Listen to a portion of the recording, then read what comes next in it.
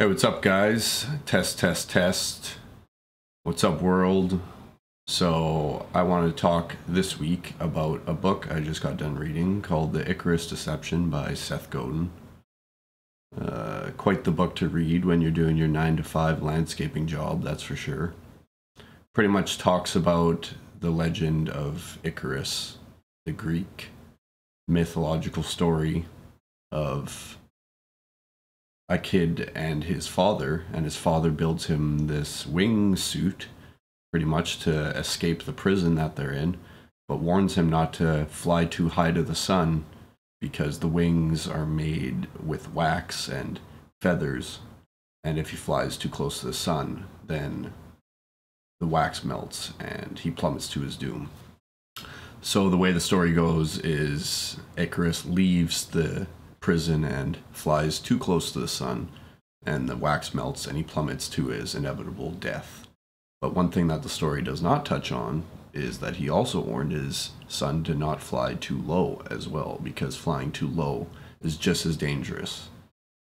And pretty much the book relates how that is what our current society believes too, is that you shouldn't fly too high, you should just keep your head down, work your 9-to-5, make your pitiful income until something happens that's out of your control and everything gets fucked. And yeah, the constant spiral of depression that happens from that.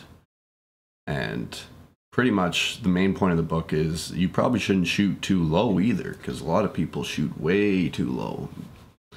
So one of the more interesting parts about this book that I found was how it talks about how the Industrial Revolution shaped our current world and economy. So, back in like 1920s, 1940s, the best opportunity was to get a job in a factory making widgets. So widgets is just a term for any type of product that you can sell that will generate you income. So that used to be the paradigm, right? You work the 9-to-5, you could actually support your family, you could get ahead, you could get a house, and then you could retire and live off your pension and be happy. But as time went on, times have changed. For example, then it became go to college and get a good job that way. So then instead of people going straight from school to factory, they went from school to more school.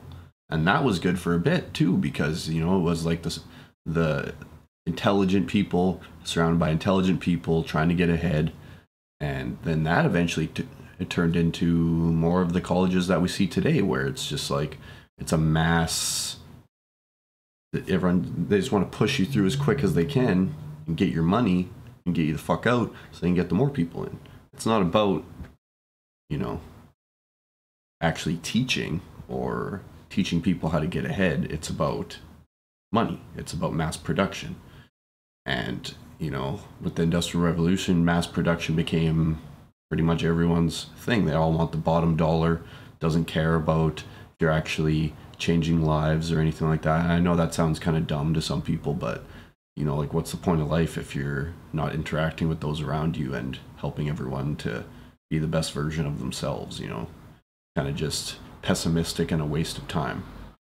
So one of the main points of the book is how we're more in I don't remember the exact word he uses, but an information society. We trade information now, and how that is way more important than just making things or doing the job. Like for example, right now I'm landscaping. Is it great? Do I love it? No, I do it because I have to eat, but I obviously have way bigger dreams than that, and I guarantee a lot of people at my job also do, but they've put it in the back of their mind as childish thinking, and that there's no point, it's all just a waste of time, and you better think like a man, you better get rid of those childish goals and just work your 9-to-5, and that's life. But it's like, is it? Look at all these people making millions of dollars making their art. Like, what's the difference between me and them? Actually doing the thing that I want to do instead of just bitching and moaning and wishing. Like, that's the difference. So this book was really inspiring to me. I want to start doing more of these because pretty much at landscaping I've been doing a lot of audiobook reading. Audible is amazing. I recommend it to everyone. I'm not a big reader, but I can listen to books all the time. And people always are like, oh, well, it's not as good because it's being read to you. It's like, I'm pretty sure, like, thousands and hundreds of years ago, that was how people learned, was, you know, being taught. And in a classroom, you're being, you know, someone's lecturing you. I'm pretty sure you can learn that way. Like, I don't like coming home and, like, reading a book. Like, I have read, but, you know, I'd rather come home, do this kind of stuff, video edit, play guitar, you know. So there's my little defense for audiobooks. Kind of got a little bit off tangent, but yeah, the Icarus Deception by Seth Godin, I heard about it for a long time, and it's definitely a very cool thing. One of the things that really impacted me and got me to want to make these videos again is the idea that you need to make your art no matter what. You know, you need to be making art, and it doesn't really matter what your art is. You know, it doesn't have to be an actual painting. But you need to do something, you need to put something out there. And pretty much it needs to be helpful. It needs to help your fellow man. You know, if even this reaches one person and gets them to chase their dreams, then I've done something cool. And it's also reinforcing these ideas to myself too. So yeah, everyone needs to make their art. And one of the big things it talks about is everyone's always worried about mass appeal. How do you reach the biggest audience? Blah blah blah. It's not about that. It's about making your niche, you know. Like, now is the point in the world where you can be weird. You know, you don't have to be normal. You don't have to conform to that. If you're weird, there's other weird people too that are going to get you. You know, how many people are in the world? 8 billion people. I guarantee there's probably 10,000 people that have my exact mindset and that I can really help. So, but one of the things he talks about is the mass appeal. Like, the more people you reach, you might, like, at first you'll reach a couple people that really, really resonate with you, and then you'll start reaching people who think you're just a complete idiot, and they will not hesitate to tell you. And it's really hard to get past that at first, because it's going to be all you think about. You could have 80 positive reviews and you get one negative review, and that is just the end of the world. And that's all you can think about. And I know that's held me up at life.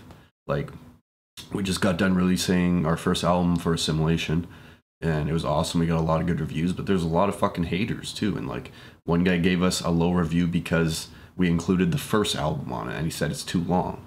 And it's like, part of me was like really pissed off, but then there's another part of me that's like, how are you gonna worry about what that guy fucking thinks? Like, I don't give a crap about him. Is he making art? The easiest thing to do is critique. Anyone can talk shit, you know. I've done it, and I want to do less of it. But anyways, just wanted to talk about that book quick. I think it's a really good one. I'm going to keep up with these book reviews, as I think more people need to read or listen to Red Thoughts. It's especially cool because he reads his own work, which I always appreciate more. So yeah, that's first book review, Seth Godin, The Icarus Deception. Apparently he has a lot of other books. I want to check those out as well, business books and stuff like that. But it's a good read.